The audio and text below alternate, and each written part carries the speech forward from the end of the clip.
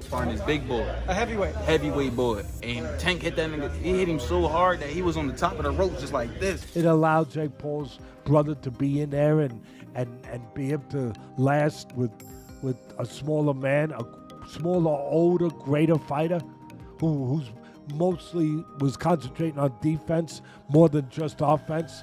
Gervonta Davis is taking his training to a whole new level as he goes to war in sparring sessions with heavyweights ahead of his showdown with Jake Paul. Davis isn't holding back. He's been trading power shots with men much bigger than him. One session reportedly got so intense that the heavyweight was left visibly shaken after Davis landed a thunderous blow. Oh, no, you're right. But tell people what happened. Man, I was about to spar. Before I was about to spar Tank, he was sparring this big boy. A heavyweight. Heavyweight boy. And Tank hit that nigga. He hit him so hard that he was on the top of the rope just like this. Gervonta "Tank" Davis has been turning heads once again, this time by pushing through and trading punches with heavyweight boxers during intense sparring sessions. Known for his explosive power in the lightweight and super lightweight divisions, Tank is proving that size doesn't limit his force. In the latest footage, he's seen landing sharp, precise combinations with blistering speed, leaving even larger fighters on edge. The way he controls the rhythm, slips counters, and fires back with authority shows just how seriously he's preparing. Every move reflects a fighter fine-tuning not only his power, but also the endurance needed to handle bigger, stronger opponents, something that will be crucial in his upcoming showdown with Jake Paul. Look like you're playing pool with a short stick. Fall in between him. Fall in between him. Punch when he punch, yeah. Punch when he punch. Punch when he punch. Yep. They ain't stopped firing. We slowed down. Now we're gonna commence firing again. That's what we do. We reload and come back. Yeah, you ain't gotta get close, Tank, because we know you're scared to get close. Get close, Tank. Keep rolling, Cal. All the way down the road. Come to me, baby. Despite the clear size difference between Davis and many of his sparring partners, Tank continues to push himself against boxers who outweigh him by a wide margin. These sessions aren't about dominance, they're about precision.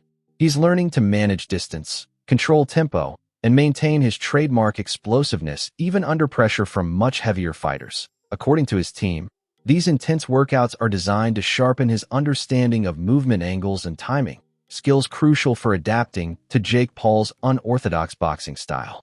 Davis knows Jake's biggest advantage is his size, so by sparring with heavyweights, he's eliminating that fear factor early. It's a strategy built on discipline and confidence, preparing him for every possible scenario once that bell rings. Here's a clip of Gervonta "Tank" Davis releasing footage of him training and sparring with the heavyweight ahead of his showdown with YouTube sensation turned professional boxer Jake Paul that's set to take place November 14th in Atlanta, Georgia at the State Farm Arena. Tank Davis is 5'4" and he weighs in at 135. His last fight, he actually was 133 pounds. Jake Paul is 6'1" with a 76-inch arm reach, and he weighed in at 199 pounds his last fight. And fight before that, he weighed in at 224 pounds. Gervonta "Tank" Davis has a 67-inch arm reach. This is why this fight has to be ruled an exhibition and not a real professional boxing match, because no boxing commission would sanction it. Let me know what y'all think about this. As you see, Tank Davis is using and working on movement. Let me know. I'm gone. Peace. Former UFC star and fight analyst Chael Sonnen has made it clear that Gervonta Davis carries the weight of boxing's credibility on his shoulders in this matchup. Sonnen remarked that no matter what Jake Paul has done to bring attention to the sport, it's now on Tank to remind fans what real boxing looks like. For Sonnen, this isn't just a fight, it's a statement. Davis's goal is to prove that technical skill, timing, and years of ring experience still matter more than social media hype. Sonnen confidently stated that Tank's mission is to silence the circus surrounding Jake's career by letting his fists do the talking.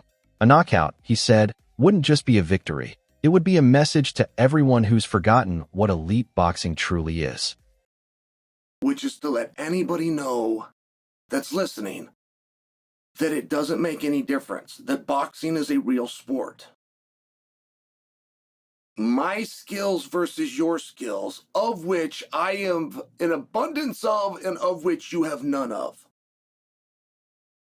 My life's commitment and dedication versus a second or third or fourth thought in the world of priority on your list. And I used to believe those things. Now, I go back far enough in MMA that I've had my eyes open a number of times. The fact that karate was so incredibly useless, or the fact that Jeet Kune Do was so incredibly useless, like these were not things that I would have bet on when I was in high school. As a wrestler at that time, I would not have assumed that I would fare well in a fight against somebody that knew Kung Fu. As fight week approaches, new footage and reports confirm that Gervonta Davis has been sparring with heavyweight fighters in his camp. These sessions are anything but light workouts. They're full-force simulations designed to push Tank beyond his comfort zone. According to his trainers, the goal is to make the actual fight feel easier by facing tougher resistance in training. The heavyweights challenge him to sharpen his defensive reflexes, refine his head movement, and generate power efficiently against larger opponents. Each round boosts his confidence, proving that even against stronger men, Davis's timing and precision make the real difference. It's an unconventional but highly effective strategy, one that shows just how seriously he's taking Jake Paul as a legitimate opponent.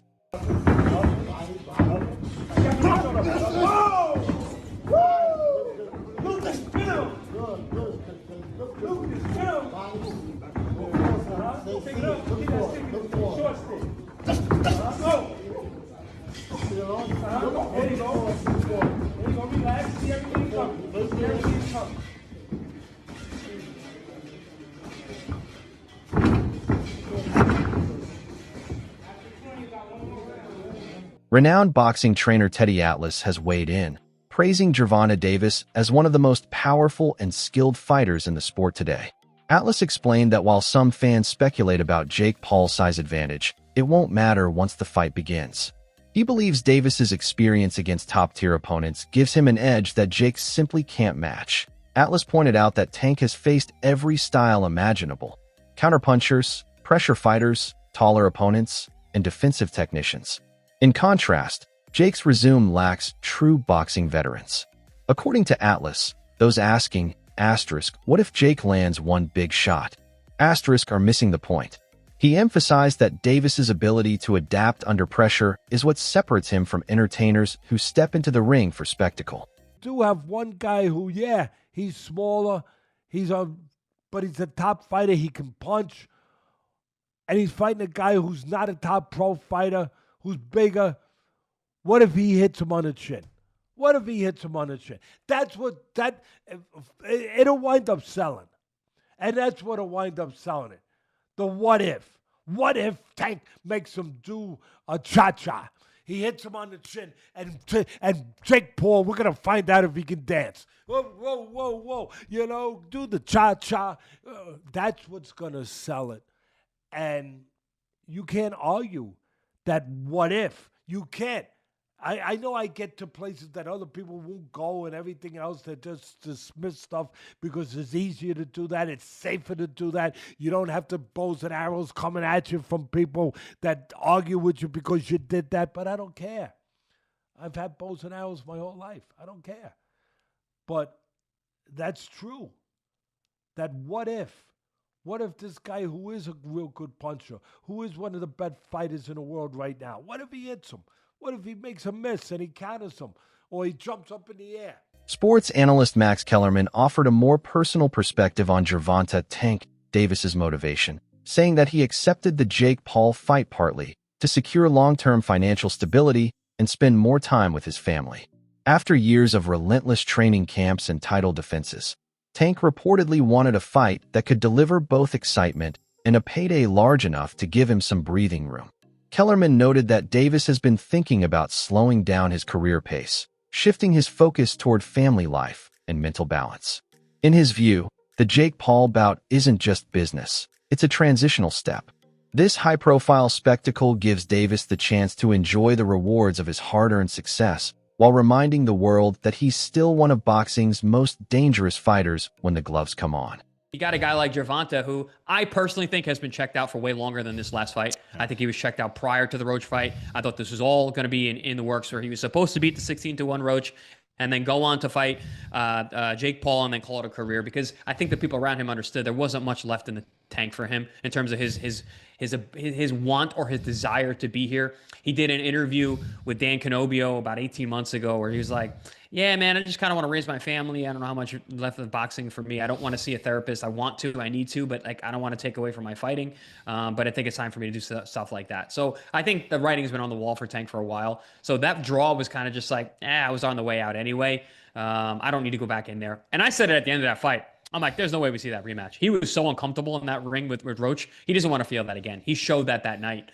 So I'm not surprised that fight's not happening. I'm not even surprised he's fighting Jake Paul now. It's a cash out. During the press tour, analysts Chris Mannix and Sergio Mora observed the stark contrast between the two fighters' personalities.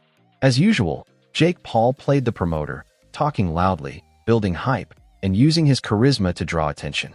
Davis, on the other hand, remained quiet, composed, and visibly uninterested in the verbal games. Mannix noted that while Jake knows how to sell a fight, Davis knows how to win one. Mora added that Tank's lack of trash talk doesn't hurt him. It highlights his focus and discipline. Both analysts agreed that when the lights go down and the talking stops, Tank's pure skill and raw power will speak louder than words ever could. And even though Jake Paul tried to egg him on and try to goad Gervonta Davis on, he's dealing with somebody that is not a quick-witted, thinker. He's not a quick-witted speaker. Tank Davis is explosive in the ring. He's fast and powerful in the ring. He's charismatic inside the ring when he's punching. But when you put a microphone in front of him, he's not articulate. He doesn't know how to quickly respond to people. He stutters a lot. He does more stuttering than talking. So Gervonta Davis in front of a microphone is not going to sell. So Tank Davis shouldn't be put in a podium like that. He should have speakers for him. He should have someone talking from him. He should have a mouthpiece. Tank Davis is not going to sell this fight.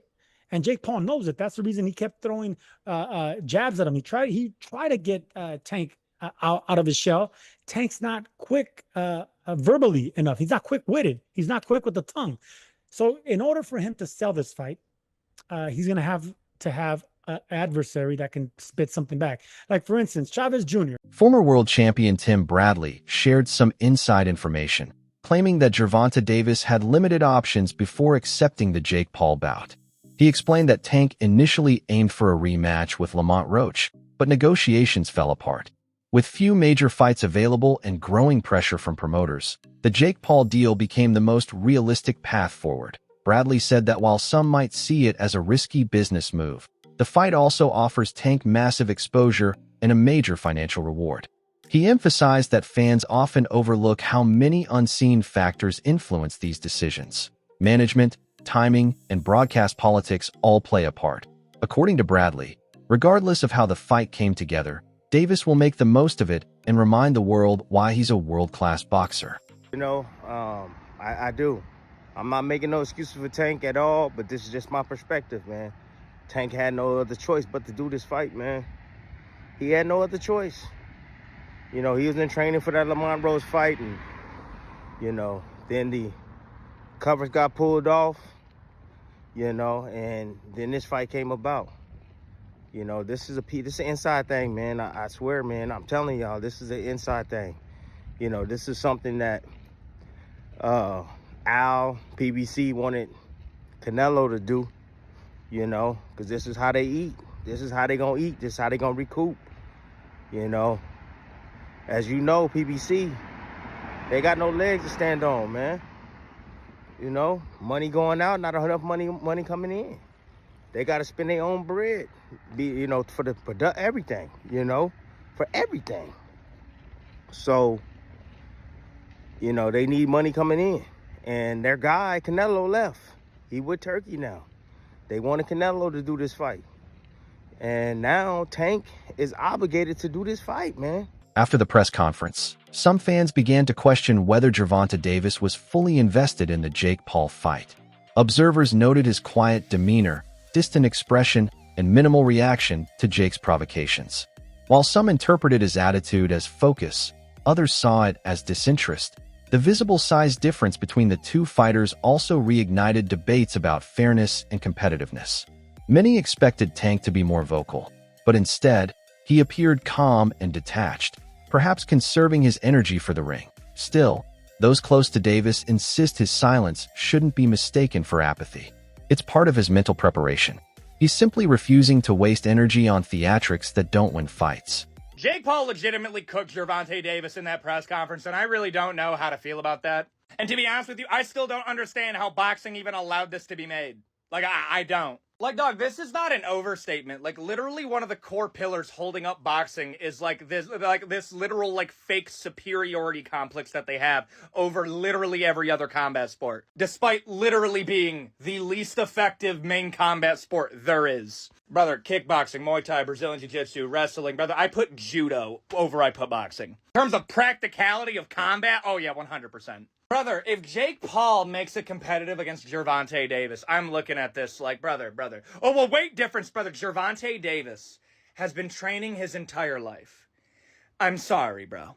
Like, it's bad enough that the fact that if this was under any other combat sport, this would literally be like one of the most one-sided matchups of all time. And it wouldn't be in favor of Davis. No, dog, if you did this under an MMA rule set, oh my gosh, bro, Paul cooks Gervonta. It's not close at all. Like round one finish level. While Jake Paul has often been accused of exploiting boxing's traditions, some critics are now directing that same scrutiny toward Gervonta Davis. They argue that by agreeing to fight Jake, Tank may be legitimizing the influencer boxing trend he once criticized. Fans who wanted him to face top contenders feel disappointed, believing this matchup leans more toward entertainment than legacy.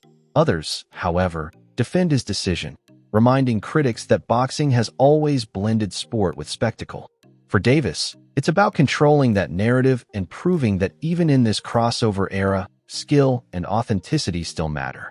If he dominates Jake Paul, it could silence the doubters and restore balance between showmanship and true boxing craft. Jake Paul is not the problem with boxing, Tank Davis is. Jake Paul's doing exactly what he's supposed to do. He's a Disney Channel kid, YouTube star turned boxer. Of course, he's gonna make these stupid spectacle matchups. He doesn't care about his career, his legacy, or the sport. Meanwhile, we have Tank Davis, the heir apparent to Floyd Mayweather and Adrian Broner, who has real talent. And if he was actually consistent in the ring and was willing to get in with some of the best fighters in the world, he could be top 3 pound for pound best fighters in the sport.